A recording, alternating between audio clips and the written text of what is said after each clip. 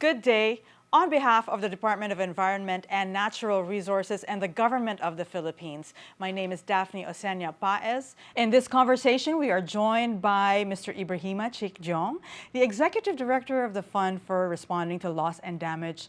Good day, Mr. Diong. Nice to see you again. It is so great to see you again, Daphne, after 1 year. Yes, I was just going to say, our last conversation was barely a year ago when you were just newly elected and chosen as the Executive Director. How has your year been? Indeed, it's been a year, and it was a great conversation a year ago. I was quite excited about being new on the job. And you recall then, I talked about our ambition and aspiration, given what we are today. I'm extremely pleased that we made so much progress since last time you and I met, and it happened here in Philippines, not in any other countries.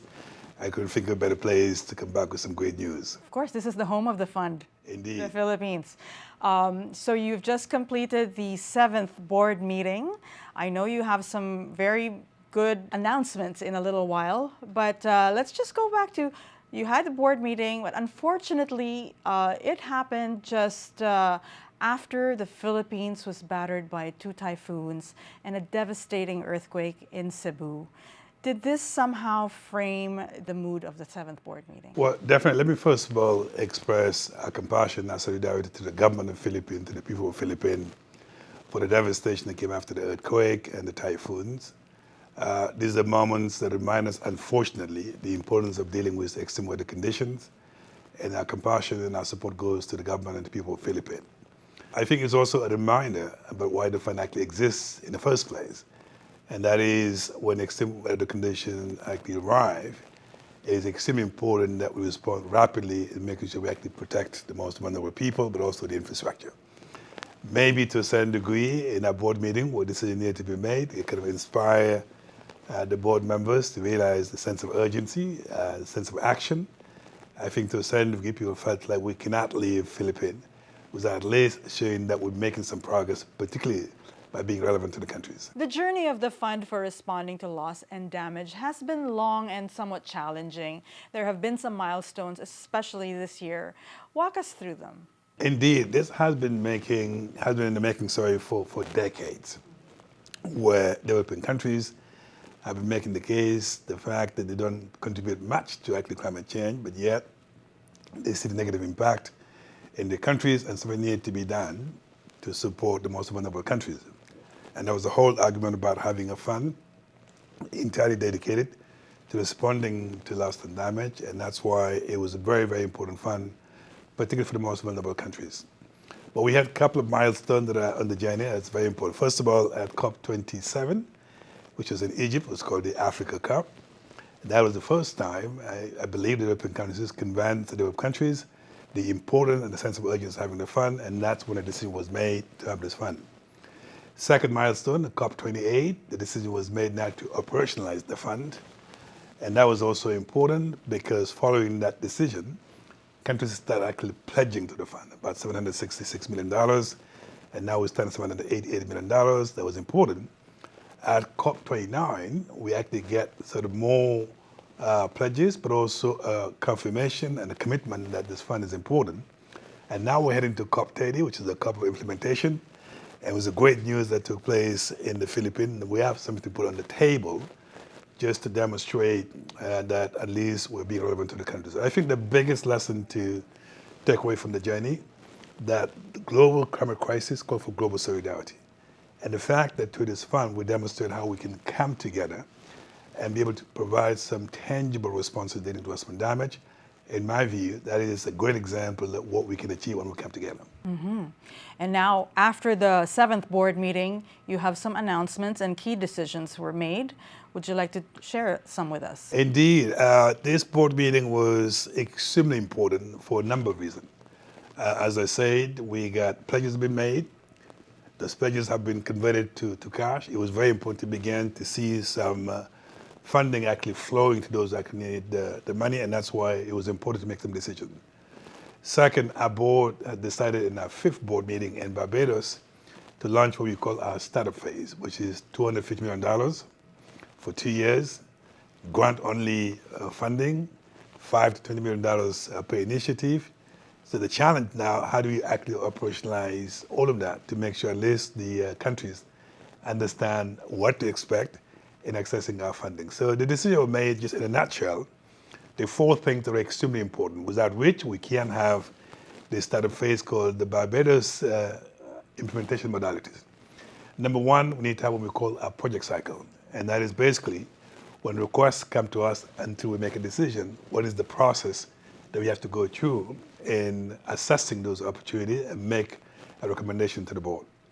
Second, equally important, we need to have something we call the funding criteria and the eligibility, so that when we receive any funding, we can make a judgment whether or not this funding aligns with what we cover as a fund. It was important, and that was also agreed upon by the board as well. Third, what we call the accreditation process. The board has decided to have an interim accreditation arrangement, which will help us to at least have an organization that we can work with, those who can actually provide, send funding requests to us so we can actually consider them. Last but not least, I should say, equally important, is what we call our access modalities. How do we actually, how do countries and partners access our funding?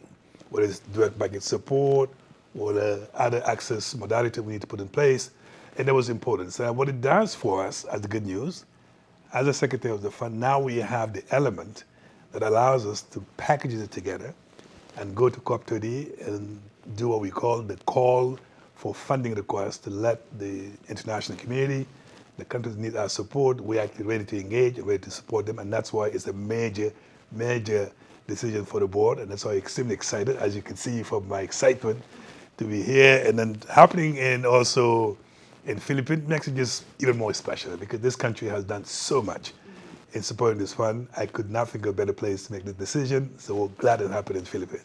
Well, speaking of the support of the Philippines, President Marcos sent a message at the recent UN General Assembly, the 80th UNGA, and he said he underscored the importance of the FRLD, that it be timely, accessible, and equitable. He also mentioned last year that it would be swift and human-centered. Are we there? Is the fund going to be addressing the call of and the support of President Marcos? Well, first of all, I'm delighted that was the government of Philippines. We co-organized an event on the margin of UNGA. And the objective of that event was really to keep the momentum in terms of advocacy and championing the fund. And the fact that the President sent that video of support, I think, galvanized everybody at the event to demonstrate just the consistency in the support of Philippines. I'm extremely grateful for that. And I've extended to the government of Philippines our appreciation for that. I think what came out of that meeting is very much aligned with the vision outlined by the President. First of all, rapid response. Most of the countries who spoke at the event realized that one thing is to get resources, but when do you get them and how do you get them is equally important. So I think that sense of urgency in terms of rapid is very important. I think second, as a fund, we're not the first climate fund. So we're being actually instructed by a board to learn from the lessons of other funds in terms of processes, so we can be efficient in the way we actually look at opportunities for funding. We make sure we actually engage with the country so we actually understand the priorities and the funding gaps where we come in. So there's really a commitment within the board and the Secretariat, all of us combined, to make sure that there's efficiency so we can actually provide support where it's needed. And I can assure you, I get that pressure every single day from my board in making sure the Secretariat has the capacity and the capabilities to process the funding request so we can advise the board. Mm-hmm. Now let's talk about funding. What is the current status of resource mobilization, and how does the fund plan to address the funding gap? Well, it's come to funding, there are two main pillars, and they're not the same, but they complement each other. First of all, that's what we call voluntary contribution. In other words, we're not even raising funding, it's just countries recognizing the importance of the fund and basically committing to the fund. Where we stand today is at $788 million of voluntary contribution, and that is extremely important to underline. These are countries recognizing the importance of the fund and basically writing a check or making a commitment to come on board.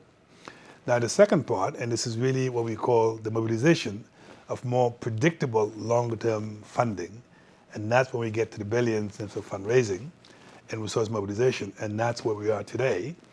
And it's really important that we explore different sources, whether it's grant or philanthropy or private sector or other innovative way of mobilizing funding.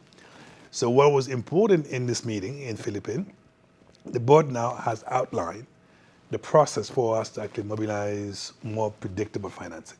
So they've instructed us to look at all different options. We want to look at making the investment case where we should get the billions. They also ask us to look at the process in terms of the replenishment, and they want us to come back to the board for the board to decide so we can actually get to the next step, which is to mobilize in the billions. I think it is recognized the needs for response loss and damage is in the billions. So what we're doing right now with early intervention allows us to learn some of the lessons. By the time we get to the longer term actually engagement, hopefully we learn enough lessons to make sure of what not to do as we continue to expand the work of the fund. Mm-hmm.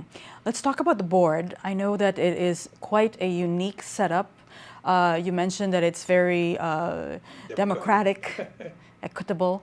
Tell us about the makeup of the board and the role that civil society plays in it. Well, it's a very interesting board. First of all, our board is our ultimate decision-making body of the fund. That's what decisions are made. The secretaries support the board to make the decisions. So it's very important that the leadership is really at the board level and we support as a secretariat. Second, as I say, it's very democratic in the sense you got 26 board members, 14 from developing countries, and then 12 from developed countries.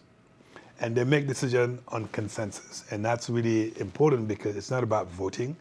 It's about sitting around at the table and listening to all the voices, all the concerns, and hopefully arrive at a decision which will satisfy everyone. Now, it makes our life complicated at the Secretariat, and it also makes us to take a little more time to make decisions. For example, for the decision in the Philippines, it took some time, but in the end, we made it.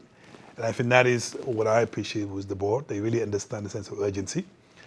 Because of our commitment to transparency and inclusiveness within the board, the observers are actually accredited to sit within that board meeting. And at that board meeting, we have something called a dialogue with the civil society. And this is really when we hear the voices from the front line in terms of what is that we're missing, what are they concerned, and that is important to the board because it really educates the board about some of the issues that may not be actually discussed at the board. That's important for us.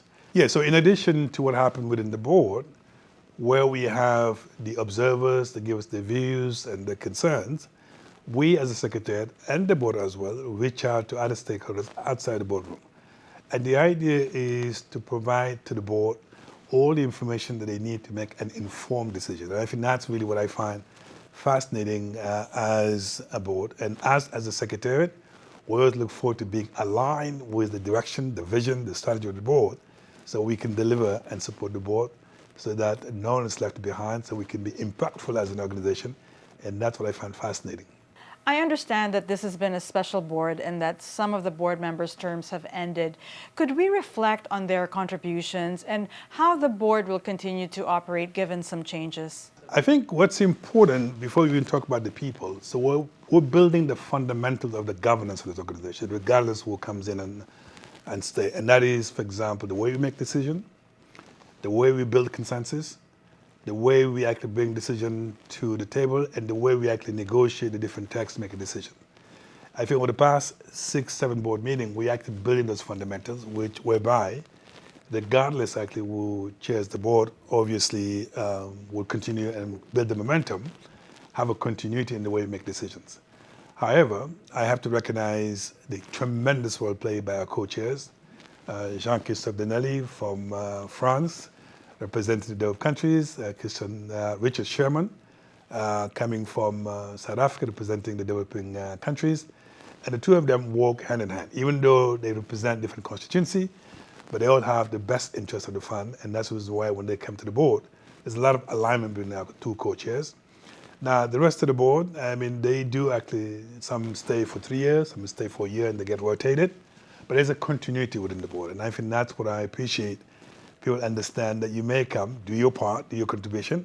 When you move on, whoever comes, build from where you left on, and that's how you build an organization, that's how you build a governance. That's great. Given that you've had many engagements with multiple stakeholders and you've just finished the 7th board meeting, what is the priority now of the FRLD as you go back to your office? Well, priority number one, now that the board has decided the package for launching the call for funding requests, we have some work to do. We need to go back and put together the template, the terms of reference, the guidelines, the assessment methodology. Those are the tools we need to be able to at least be able to process what comes our way. Second, we need to also make sure the countries designate the focal point. These are going to be our interlocutors in the countries. And that's important because they really coordinate the work on the ground, identify the priorities, and bring them up so that we can begin to advise the board. We have some work to do on the resource mobilization strategy. When I get back to Washington with the team, we're going to go back and look at what is the decision made by the board or the instruction given by the board to us so we can translate that into an action plan and get to work. So there's a lot of work to be done. I'm also going to be spending a lot of time in building the teams. We are recruiting staff within the Secretariat because our work can only be delivered if we have the right capacity on board. But I'm extremely grateful at the Secretariat. We have men and women come from different parts of the world who are dedicated, committed, mission-driven, and that's how we're going to deliver as a Secretariat so that, again, no one is left behind so we can protect the most vulnerable countries. You mentioned that the next COP is going to be the COP of implementation, and you hope to be able to accept some proposals already? Yes, not by the COP. The COP is when we actually launch the call for funding requests. So from that moment, we're going to give countries 5 to 6 months to go through the process, because now they understand, and then fill in the template, and then go through the requirement and send something back to us. It's only when we get to our board meeting, I believe in April in Zambia next year, then we can provide to the board, based on what we receive, based on the criteria, this is certainly what we see. So the board will then make a decision and which one to retain, which one to fund, and that's the way it's going to be organized. Initially, the 250 million will be divided into how you mentioned during the press briefing, like 5 to 20 million per Now, the way project? it's organized is $250 million, recognizing the most vulnerable countries are what they call the small island development states, and then the LDC, list development countries. The board has decided that 50% of allocation should be given to those countries. And then second, the board, as I said, decided it's going to be grant only, so countries are not borrowing to fix the problem. And each of the initiative will be $5 to $20 million. So we'll have to assess the requests being sent to us, how much they cost, so that we can at least make sure they stay within the range of what the initiative it is. Now, as I said, it's $250 million now, but we have close to $400 million at the bank. So our board can decide at our next board meeting whether to add more resources so we can keep up with the demand. So we'll see how it goes. Well, these are some very significant developments, and congratulations to the Secretariat and the board of the FRLD.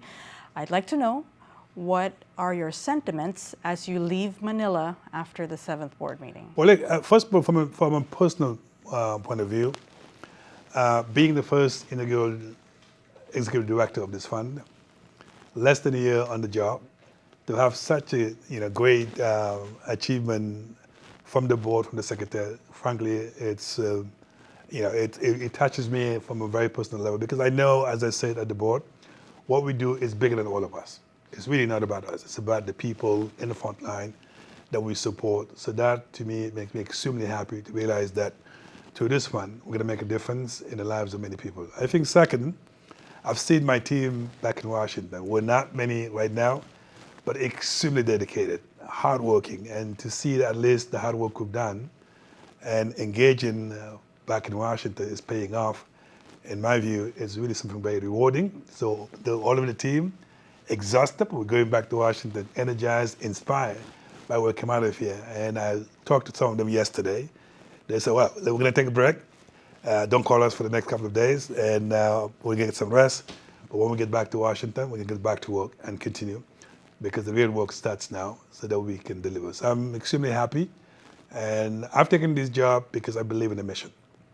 And most of the people, in fact, all the people in the Secretariat, they accepted to join because they believe in the vision and the mission. And that mission and the vision will carry the day so we can support the most vulnerable countries. Well, thank you very much. Thank you very much. That was Mr. Ibrahima Cheikh Diong, the Executive Director of the Fund for Responding to Loss and Damage. Thank you. Pleasure is mine. Thank you.